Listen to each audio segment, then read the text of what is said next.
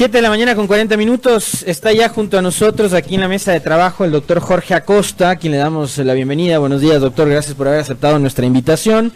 Él es abogado del jefe de Estado, del presidente Lenín Moreno, y está representándolo. Quisiera primero que nos aclare en qué casos, en el de INA Investment y en el de Olavini, o en cuál de los dos. Bienvenido, doctor, buenos días. Muchas gracias, buenos días, gracias por la invitación. Bueno, yo soy abogado del presidente y estoy observando todos los temas en los cuales eventualmente se le menciona, ¿no es cierto? En el caso de INA Investments hemos señalado domicilio y estamos autorizados para firmar todas las diligencias, escritos, etcétera, que sean necesarios dentro de ese caso. En el caso de Olavini, pues el día de ayer se entregó el informe jurado del señor presidente de la República. Ahí ha habido alguna inquietud por parte de algunos de los abogados del señor Olavini indicando que la información jurada, la declaración jurada, es para otra etapa del juicio. Bueno, habría que decir que no existe solamente el COIF, sino también el COGEP y el Código Orgánico de la Función Judicial, en donde dice que el presidente... El COGEP es el Código de Procesos, ¿no? Claro, en donde dice pues que el presidente, los ministros y otros funcionarios que tienen ese rango informan por escrito juramentadamente, ¿no? Y eso fue lo que ocurrió ayer. Hay que tratar de leer todo, ¿no es cierto? Porque en derecho, cuando no se sabe todo respecto a un caso, no se sabe nada. Pero eso fue lo que ocurrió ayer. Envió el presidente su escrito, su informe a los tribunales. ¿Qué decía en el caso específico de Olavini el presidente? Bueno, ahí decía, primero, como es de estilo, declaró sus generales de ley, nombres completos, edad, estado civil, etcétera, etcétera, ¿no es cierto? Domicilio, en fin. Y luego de eso informó de que habían hecho las declaraciones en base al conocimiento que le transmitió la señorita ministra de Gobierno, quien fue un poco más explícita en el asunto, se extendió más al informar en lo que a ella le correspondía, ¿no? Pero el presidente se refirió, hizo mención a lo que la señora ministra le había informado. Es decir, en lo de fondo, quien de alguna manera sustanció más a profundidad sobre el caso de Olavini fue la ministra. Fue la señora ministra Paula Roma, así es.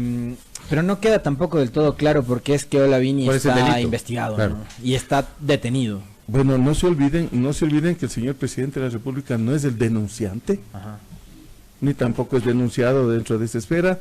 Él ha concurrido a presentar este informe a pedido de los abogados del señor Olavini. Pero es el Ministerio del Interior del gobierno del presidente Moreno. No, es la Fiscalía General del Estado quien presenta la denuncia ante el juez correspondiente y obtiene la orden de prisión preventiva. Pero es la ministra del Interior y el gobierno del presidente Moreno quienes en rueda de prensa, que es la mañana de abril, dicen que hay un ciudadano en principio ruso, luego sueco, que estaría confabulado con Assange para atacar. Esa es la información que tiene el sector político respecto de las investigaciones que hace la policía, ¿no es cierto? La policía informa obviamente a sus superiores, pero entrega la información a la Fiscalía General del Estado, quien es la que hace las indagaciones y concluye en que debe presentarse el caso donde el juez correspondiente. Y este juez, vistos los antecedentes, ha dictado una orden de prisión preventiva. Así funciona el asunto. No es que el gobierno ecuatoriano ha iniciado el proceso. Pero no es que y como me escriben un mensaje, el proceso inicia por declaraciones del presidente y del ministro del Interior. No. Por investigaciones de la policía. Ellos son los que presentan, digamos, el caso. No. Públicamente, digo. No existe denuncia. Ante la opinión pública lo presentaron así. Presentar un caso ante la opinión pública, ante los medios, no es iniciar el proceso. El proceso ya fue iniciado cuando la policía puso sus investigaciones a órdenes de la Fiscalía General del Estado. En esa esfera es donde se moviliza. ¿Sí? Obviamente la ministra Romo, como ministra del Interior, hace la información para los medios de comunicación y para la ciudadanía, como es clásico en este tipo de cosas. Correcto. Pasemos del tema Olavini al tema INA Papers. ¿Cómo está eso? Bueno, se han cursado asistencias penales internacionales, tanto a Panamá para abrir la famosa cuenta que van a abrir la famosa cuenta. Bueno, tienen que abrir. Si mandan asistencia penal internacional, lo usual es que las autoridades a quienes se solicita esa apertura la abran y manden toda la información que ella contenga. Lo mismo se ha mandado a cuentas para que se abran cuentas en Europa, ¿sí? En este caso yo tengo instrucciones del presidente de la República de facilitar y de no poner ninguna cortapisa a las acciones de la Fiscalía General del Estado. En Europa serían cuentas todo a nombre de su esposa, de la esposa del presidente. No sé exactamente a nombre de quién estará, pero son cuentas en las cuales han estado fondos de su actividad personal y fondos, en otra cuenta, fondos que manejaba él por su actividad diplomática. Como representante de Naciones Unidas para las Discapacidades en Ginebra. Exacto. ¿Y tiene cuentas el presidente en paraísos fiscales? No. ¿Lo de Panamá no podría ser considerado una cuenta en un paraíso fiscal? Bueno, eso no es del presidente, ¿no? Es que él no tiene cuentas en ningún paraíso fiscal. La señora Rocío González de Moreno tiene cuentas en paraísos fiscales. En ningún paraíso fiscal. O sea, ni el presidente ni su esposa. Ni la señora. ¿Y las cuentas de Suiza? Porque Suiza es un paraíso fiscal. Pues, ¿no? Bueno, usted tiene que abrir allá una cuenta para manejar ahí el dinero de la actividad que cumplía en Naciones Unidas. Pero esas cuentas ¿de quiénes son? Usted no puede tener... Claro, el dinero debajo del colchón. Claro. Una es personal y otra es de la alegación correspondiente, ¿no? Okay. Claro, tienen que abrirse. Y es más, existió un sobrante de $400,000 que eso fue devuelto oportunamente al Estado ecuatoriano. Hay una petición del presidente Moreno de él mismo rendir la versión sobre el caso INA. No hemos pedido rendir versión sobre el caso INA. ¿No ha sido llamado? No se olviden que él no es él es el denunciado después de que el señor Villavicencio presentó el acto urgente. Después vino el señor asambleísta de ex Alianza Países, creo que es Ronnie Aliaga. ¿Cuál de Ronnie Aliaga? ¿Cuál de todos? Que es el que ha llevado adelante el proceso de investigación. Presentó una denuncia en donde se le menciona al señor presidente de la República. De ahí la necesidad de que se señale domicilio y se preste todas las facilidades para que flote la verdad. La verdad. Y ahí todos sabrán realmente qué es lo que ha ocurrido. En este caso, y para quién saber tiene la verdad, las responsabilidades. Se requerirá también de la participación del hermano del presidente que es mencionado en las investigaciones de Villavicencio. Claro, la fiscalía seguramente les llamará a declarar a él, al señor Patiño, a su hija, a su yerno. No tienen que investigarse absolutamente a todos. ¿Qué relación tiene o tuvo el presidente Lenín Moreno con Condo Patiño, por ejemplo, que ha sido mencionado en la investigación, en la publicación de los laberintos offshore por parte del Portal Fuerte? Parece que había cierta amistad con él, ¿no es cierto? Pero eso no necesariamente significa que se haya participado en los negocios por los cuales se les está señalando al señor Patiño y a su señora hija y a su yerno, ¿no es cierto? Cada persona tiene que responder por sus actos. Usted utiliza el término cada uno. ¿No? Inclusive deberán investigarle al señor hermano también para determinar si tiene o no tiene alguna responsabilidad en algún hecho que pueda considerarse típico. La Fiscalía ha pedido al presidente Moreno y a sus abogados información adicional sobre este caso, doctora Costa. No, se ha dirigido directamente mediante asistencia penal internacional directamente a las instituciones financieras para recabar del sitio directo, de la fuente, del origen, toda la información. Información más precisa que esa no existe. ¿Y Panamá sí puede dar esa información? Por supuesto. No puede alegar su legislación propia, tal vez. No. A ustedes les consta perfectamente, como periodistas acuciosos que son, que por ejemplo en el caso Cohecho de Petroecuador contestaron alrededor de 6 o 7 asistencias penales internacionales de diversos países, pero especialmente de Panamá. Claro, en el caso de Petroecuador se descubrió, que yo siempre he mencionado en estos micrófonos, Lo que al país le interesa es saber la ruta del dinero en los casos de corrupción. Y en el caso de Petroecuador, entiendo yo, se encontró la ruta del dinero con este entramado de empresas constituidas en paraísos fiscales. Capaya. Se encontró, exacto. Claro, el caso más emblemático es el de Capaya con de Alex Carlos Bravo. Pareja Yanusel y Alex Bravo, exactamente. Con Alex Bravo. Y tenías el antecedente de Calvo Piña, a quien le encontraron los fajos de billete en un cielo falso. Claro. Cinismo total. Entonces sí se puede con Panamá. Sí se puede con Panamá. Claro. No, Panamá es extraordinariamente, una república extraordinariamente dispuesta a colaborar con las asistencias penales internacionales. ¿Y con los suizos? No le pone peligro. Los suizos de igual manera. ¿Ya? Los suizos de igual manera. Pueden. Sí. Cuando pide una persona particular no le dan, obviamente, ¿no es cierto? Como aquí en el Ecuador. Si yo voy a pedir información de su cuenta en su banco, no me dan. Pero si un fiscal... Pero vea usted que Santiago Cuesta tenía información de las cuentas de Fernando Villavicencio. No. Claro, las presentó en una entrevista con Carlos Vera. Como sin orden judicial, un ministro de Estado coge y saca las cuentas de Villavicencio y las exhibe delante de todo el mundo. De lo que yo he visto ayer en la declaración, en la versión que rindió el Santiago, son unos cuadros de la UAFE que están ya judicializados. De lo que yo he visto. No he visto que sean cuentas. No he visto. A lo mejor, bueno, yo no tengo por qué dudar de usted, a lo mejor existen cuentas, pero yo no he visto. Lo que yo vi ayer fueron los cuadros de la UAFE. ¿Sí? Correcto. Estamos expectantes entonces, nos ha aclarado Jorge Acosta, no se ha pedido información al presidente, tampoco ha sido llamado a declarar. No todavía. No, ¿pero usted cree que va a ser llamado a declarar? Pues sí, la fiscal lo considera conveniente, lo hará. Pero debería ser. Fíjese que en el caso de Olavini le llamaron, pues, ¿no? Por eso presenta su informe jurado. Ajá, pero en este caso sí asistirá presencialmente a dar. Bueno, según la ley, él tiene que informar juramentadamente. No se olvide que es el presidente de la República. Ajá. Correcto. Aprovecho también la presencia de Jorge Acosta. Perdón, y pueden formularle preguntas, inclusive, ¿no es cierto?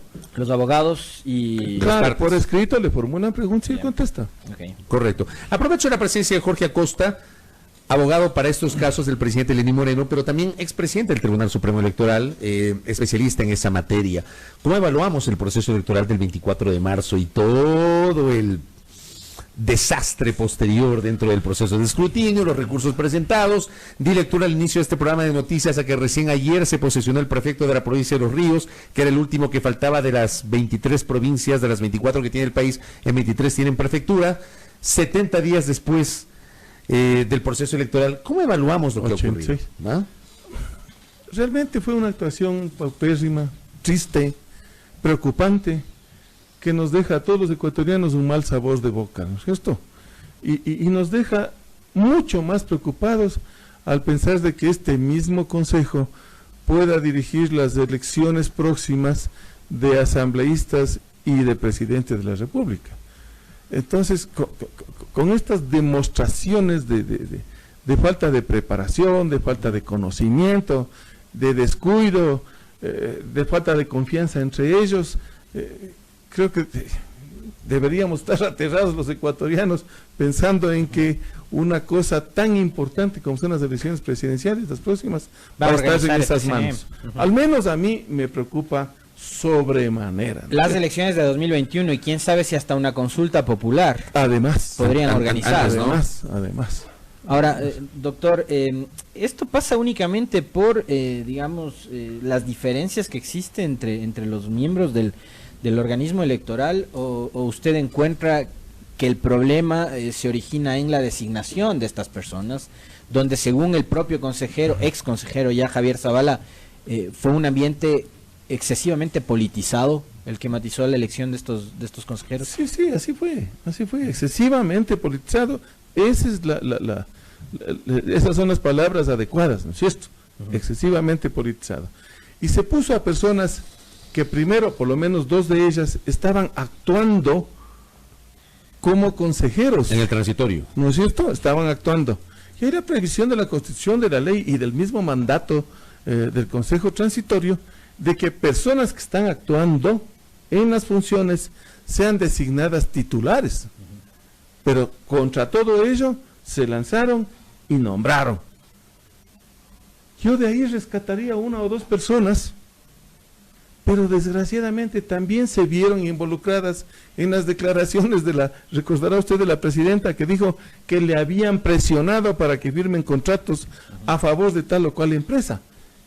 Eso no se ha visto nunca. Esa declaración fue muy grave, pero como todo en este país quedó ahí nomás, sí, en el ambiente. Y eso no hemos visto. No hubo seguimiento, no se volvió a mencionar. Nunca.